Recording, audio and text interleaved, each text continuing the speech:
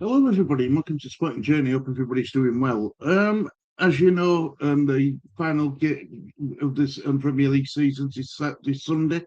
West Ham take on Leeds and Tottenham take on Everton, respectively. So what I thought we'd do, because I'm an absolute neutral to both of these sides, I thought what we'd do is we'd compare sides and see who's got the best squad going into this final game week of season. So without further ado, let's have a look at this. Right.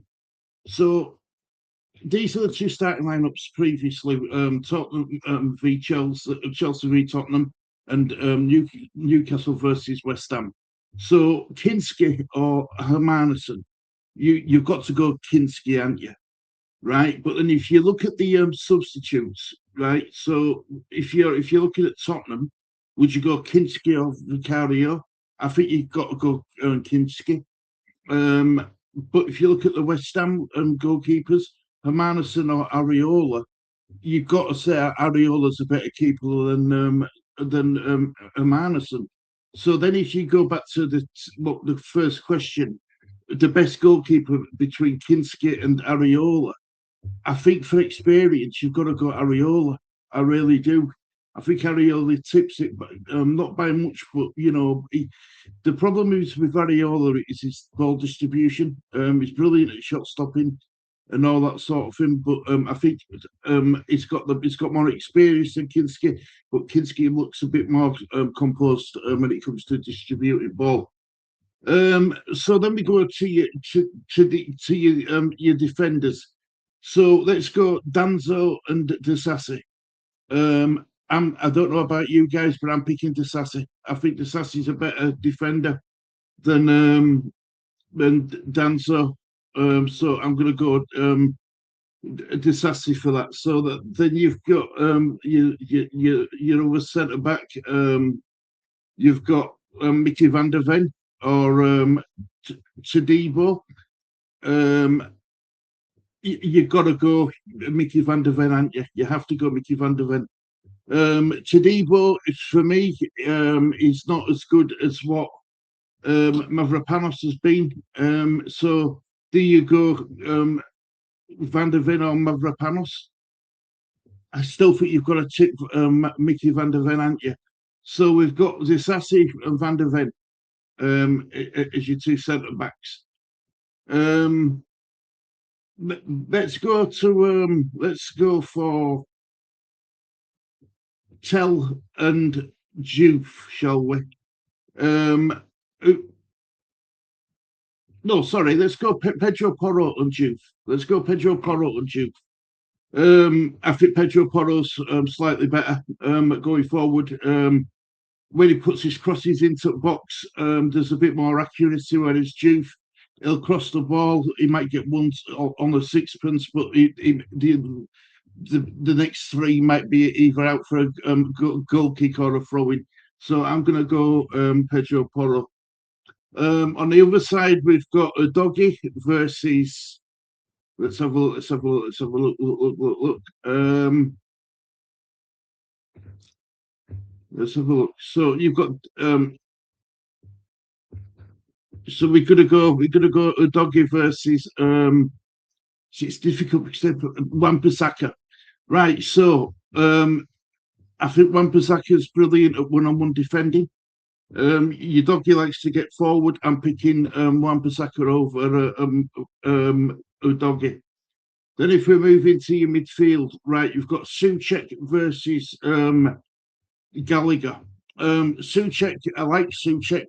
Brilliant in both boxes, defending and attacking. Not so good on the ball in midfield. So I'm going to go Conor Gallagher. Then you've got Fernandez versus Bentancur. Fernandez is going to be in high demand come end of season. A lot of clubs are looking at him. But for experience and for I'm tipping Bentancur over Fernandez, but it's very, very close. I like Fernandez, and I think he can become a good player. if he's at you know a better a better club than what West Ham is at this current moment in time.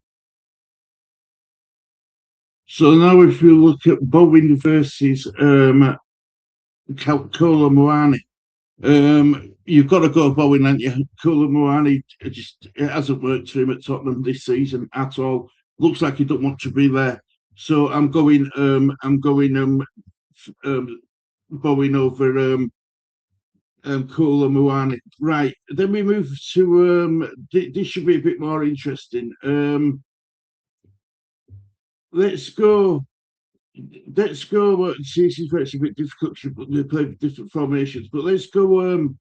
Let's go. Somerville and Fellaini. Now, they're two totally different players. Fellaini is more of a defensive midfielder, whereas Somerville's more of an attacking midfielder. Somerville went through a good patch of scoring goals, but when he got it, since he's come back off of his latest injury, he's done nothing. So I'm going to pick Polinia. And then that leaves who's that leaves now? That leaves Richarlison and Wilson. Right, Richarlison is he likes to put it about a bit. Yes, I think he scored 10 goals now for Tottenham, but he's very wasteful. He's got the first touch as an elephant. He's an awful player, but he does like to get his head on balls, and he likes to get in box a bit. So I'm going to go Wilson over Richarlison.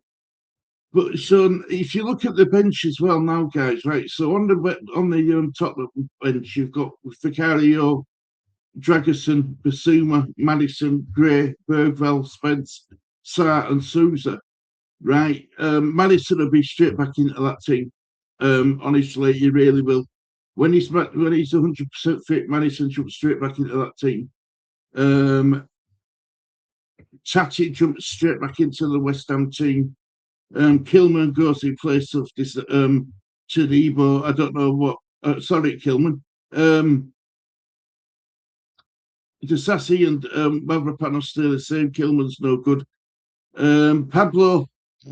Look, a lot of people, think that West Ham are better with Pablo in the side because if you look at the results from when Pablo plays to when he doesn't, West Ham seem to play better. But Pablo is a bit like Richarlison, runs about a lot, but just no quality whatsoever. Magassa, Scales, Potts, and Kante. Kante is a youth player, so a bit like what Souza is.